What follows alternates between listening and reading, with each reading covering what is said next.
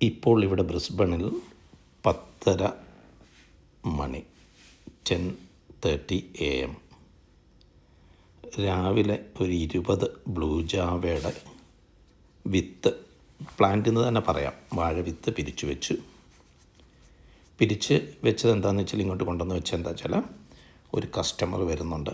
അദ്ദേഹത്തിന്, ഓസ്ട്രേലിയക്കാരനാണ്, അദ്ദേഹത്തിന് 20 ബ്ലൂ ജാവയുടെ വിത്ത് വേണം. അതിന് കൂടെ വെട്ടുന്ന കൊലയും ഞാൻ എടുത്തോളാം എന്ന് പറഞ്ഞു പുള്ളി. അങ്ങനെ പുള്ളി 11:30 വരും. അപ്പോൾ അതിന് മുമ്പ് ഞാനത് വെട്ടി വെച്ചതാണ്. 3 മണിക്കൂർ നേരത്തെ പരിപാടി. Not so easy to dig it out. Actually കുറച്ച് ഹാർഡ് വർക്കാണ് ഇത് ഡിഗ് ചെയ്യുക എന്ന് പറയുന്നത്. ഇത് ഏത്തക്കൊലയാണ്. ഇത് ബ്ലൂ ജാവ നമുക്ക് ഈസിയായിട്ട് ഐഡൻറ്റിഫൈ ചെയ്യാൻ പറ്റും അതിൻ്റെ കളറിൽ നിന്ന്. അതിൻ്റെ കളർ തന്നെ ഒരു ലൈറ്റ് ബ്ലൂ ആണ്. ഇത് നമ്മുടെ ലവ് ബേർഡ്, ഒരു പെയറിനെ പുതിയതിനെ മേടിച്ചതാണ്. ഒരിടത്ത് പോയപ്പോൾ ഈ കളർ കണ്ടു. ഈ കളർ എനിക്ക് നന്നായിട്ട് ഇഷ്ടപ്പെട്ടു. അപ്പോൾ അവരോട് ചോദിച്ചൊരു പെയർ വേണമെന്ന് പറഞ്ഞ് അങ്ങനെ മേടിച്ചു. ഇത് നമ്മുടെ പഴയ ആൾക്കാരാണേ. ഇത് ഇന്ത്യൻ റിംഗ് നെക്ക് എന്ന് പറയും. ഇതിൻ്റെ മെയിലിൻ്റെ കഴുത്തിൽ ഒരു റിങ് ഉണ്ട്, ശ്രദ്ധിച്ച് കഴിഞ്ഞാൽ അറിയാം. അതുകൊണ്ടാണ് ഇതിന് റിംഗ് നെക്ക് എന്ന് പറയുന്നത്. ഇത് നമ്മുടെ ലവ് ബേർഡ്സാണ്. നല്ല രസമാണ് ഇവരുടെ കളറും. യെല്ലോ ഉണ്ട്, അവർ കൂട്ടിൻ്റെ അകത്താണ്. ഇത് നമ്മുടെ ബഡ്ഗി.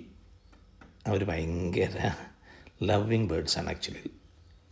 എപ്പോഴും ഇങ്ങനെ അങ്ങോട്ടും ഇങ്ങോട്ടും ചാടിക്കളിച്ച് നല്ല രസകരമായ ഇത് തന്നെയാണ് അവരെ കണ്ടുകൊണ്ടിരിക്കുക. ഇത് നമ്മുടെ മറ്റൊരു ബേർഡ് കേജാണ്. അതിൻ്റെ അകത്ത് ലോറി കിറ്റ് എന്നാണ് ബ്ലൂ ജാവ. കണ്ട കളർ കൊണ്ട് തന്നെ ഒരു ലൈറ്റ് ബ്ലൂ കളറാണ്, നമുക്ക് തിരിച്ചറിയാൻ പറ്റും. ഇത് ഓൾമോസ്റ്റ് നിയർ ടു റൈപ്പണായി.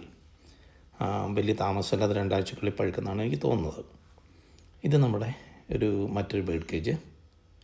ഇതിൻ്റെ അകത്ത് വളരെ മനോഹരമായ 7 കളറ് സന്നിവേശിപ്പിച്ച ഫെതേഴ്സുള്ള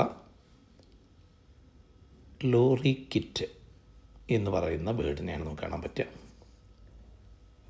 ഇത് 2 പെയറുണ്ട്. ഇവർ ഭയങ്കര രസകരമല്ലേ ഇവരെ കാണാൻ. ആ കളറിൻ്റെ ഒരു മഴവില്ലിൻ്റെ കളറില്ലേ. ഇപ്പോൾ അവർക്ക് ഫുഡ് ഇട്ട് കൊടുത്തു കഴിഞ്ഞാൽ അവർ വരും.